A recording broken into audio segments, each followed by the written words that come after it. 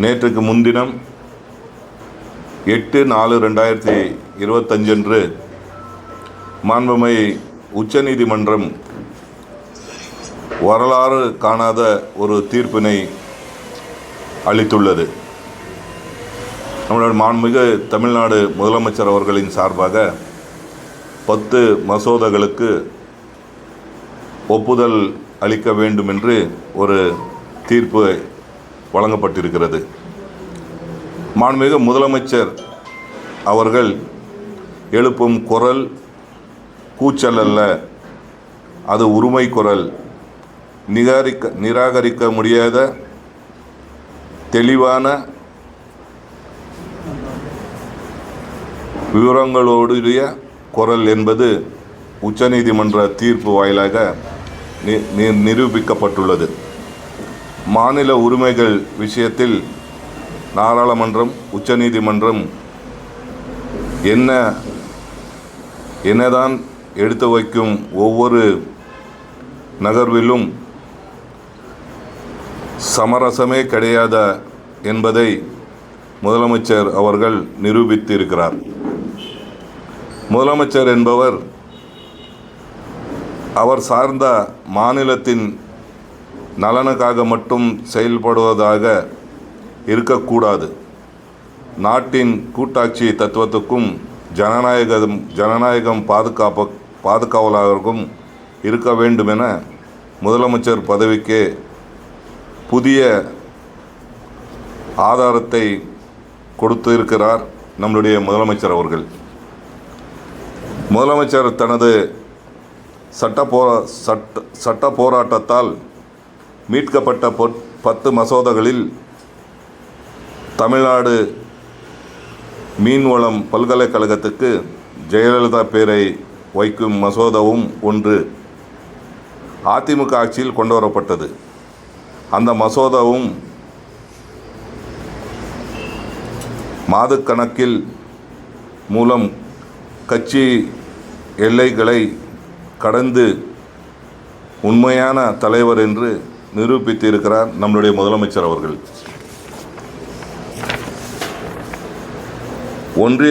ஒன்றியத்தை ஆட்சி செய்யும் கட்சி தன் கூட்டாட்சி தத்துவத்தைக்காக வேண்டும் இருந்தாலும் நாட்டின் கூட்டாட்சி கொள்கையை முதலமைச்சர் அவர்கள் தற்போது ஒளிப்படுத்தி கொண்டிருக்கிறார்.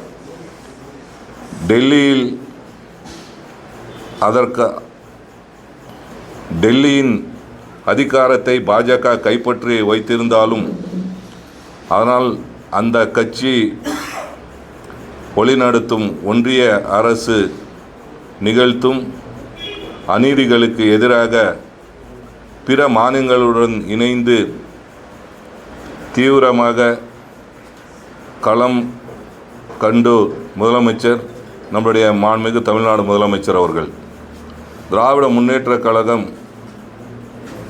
தொடங்கப்பட்டதே மாநில உரிமைகள் மாநில சுயாட்சிக்காக அல்ல, மாநில நலனுக்கு திமுக என்ன செய்தது என அதிமுக உள்ளிட்ட கட்சிகள் அவதூறு பேசுவது வழக்கமாக விட்ட நிலையில் ஆளுநர் மூலம் ஒன்றிய ஆட்சியாளர்கள் செய்த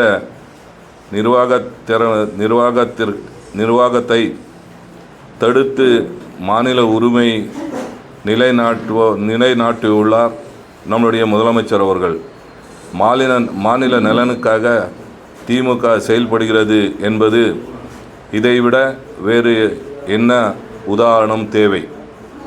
கடந்த வருடம் செப்டம்பர் மாதம் நடைபெற்ற திமுக பவளவிழா மாநாட்டில் பேசிய முதலமைச்சர் அவர்கள் எல்லா அதிகாரமும் கொண்டவையாக மாநில அரசுகளை மாற்றும்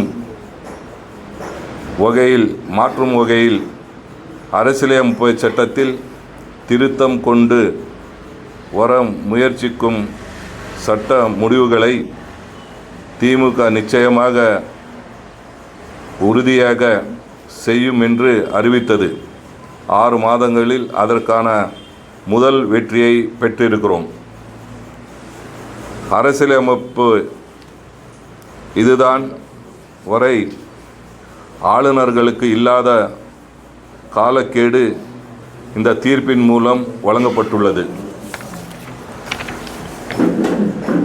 சுதந்திர தினத்தன்று கொடியேற்றும் உரிமையை கலைஞர் அவர்கள் பெற்றுக் கொடுத்ததை போல் ஆளுநரின் அடாவுடிக்கு கடிவாளம் போடும் மற்றொரு மாநில சுயாட்சி அதிகாரத்தை இந்திய மாநிலங்களுக்கு நம்முடைய மாண்புமிகு முதலமைச்சர் அவர்கள் பெற்று தந்திருக்கிறார். மாநில சுயாட்சியின் ஒரு அண்ணா உருவாக்கியது. அந்த கருவிற்கு உருவம் கொடுத்தவர் தலைவர் கலைஞர் அவர்கள். அதன் உருவாக்குவதற்கு உயிர் கொடுத்தவர் நம்முடைய முத்துவேல் கருணாநிதி ஸ்டாலின் அவர்கள். நீதிமன்ற தீர்ப்பின் மூலம் மாநில சுயாட்சி என்ற உருவத்திற்கு உயிர் கொடுத்தவர்.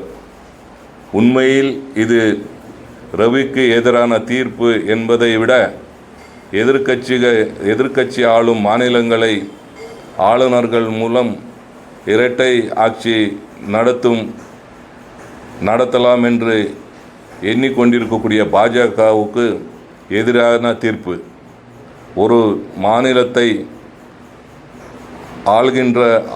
ஆள வேண்டும் என்றால் முதலில் மொழி, இரண்டாவது கல்வி ஆகியவற்றை அளிக்க வேண்டும்.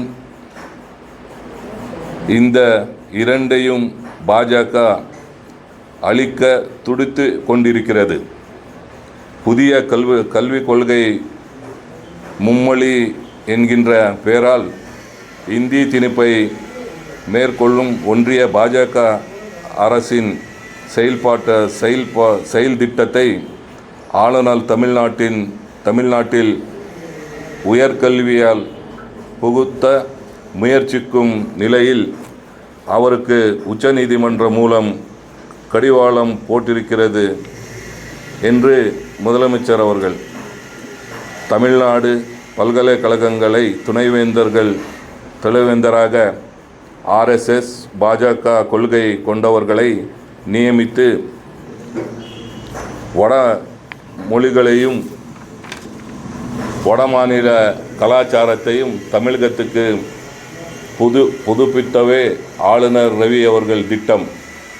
தமிழ்நாடு காவேரி ஆளுநர் ரவி மூலம் காவிமயமாக்க துடித்து ஒன்றிய அரசுக்கு உச்சநீதிமன்றம் பெரும் அடியை இறக்கிறது. 10 மசோதாக்களுக்கு பல்கலைக்கழக துணைவேந்தரை மாநில அரசே நியமிக்க அதிகாரம் வழங்கும் மசோதாக்கள் 10 மசோதாக்களும் இன்று முதலே நடைமுறைக்கு வருவதால் மாநில அரசே அதற்கான செயல்படுவோர் என்று நிலை உருவாகியுள்ளது. இந்திய அரசியல் வரலாற்றில் ஆளுநர் அல்லாத குடியரசுத் தலைவரின் ஒப்புதல் இல்லாமலேயே 10 மசோதாக்கள் சட்டப்பூர்வமாக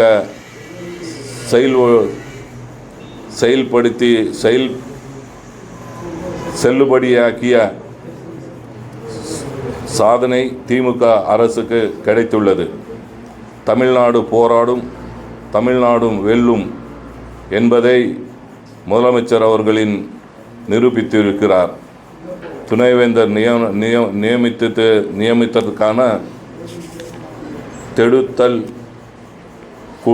குழுவை அமைக்கும் அதிகாரத்தை முழுமையாக ஆளுநருக்கு கொடுக்கும் வகையில் UGC மூலம் வரைவு வழிகாட்டு நடைமுறைகளை ஒன்றிய பாஜக அரசு சமீபத்தில் வெளியிட்டுள்ளது. ஆனால் திமுக அரசு தனது சட்ட போராட்டம் மூலம் ஆளுநரிடமிருந்து பதவியையே பிடிக்கும் அளவிற்கு பதிலடி கொடுத்திருக்கிறது. சட்டப்பேரவையில் நிறைவேற்றி அனுப்பி வைக்கப்பட்டு மசோதாக்கள் மீது ஒரு ஆளுநர் விரைந்து முடிக்க வேண்டும் என்பதற்காக தான் அரசியல் சாசன சட்டப்பிரிவு 200 as soon as possible என்கின்ற வார்த்தையை அரசியல் சாசனத்தை உருவாக்கியிருக்கிறார்கள்.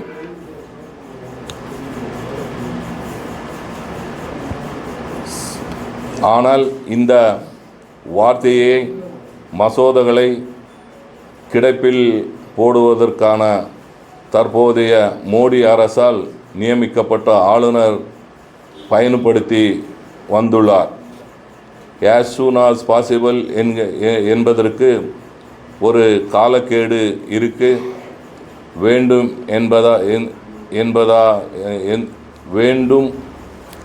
என்பதுதான் கடந்த 70 ஆண்டுகளுக்கு மேலாக மாநில அரசின் கோரிக்கையாக இருந்தது.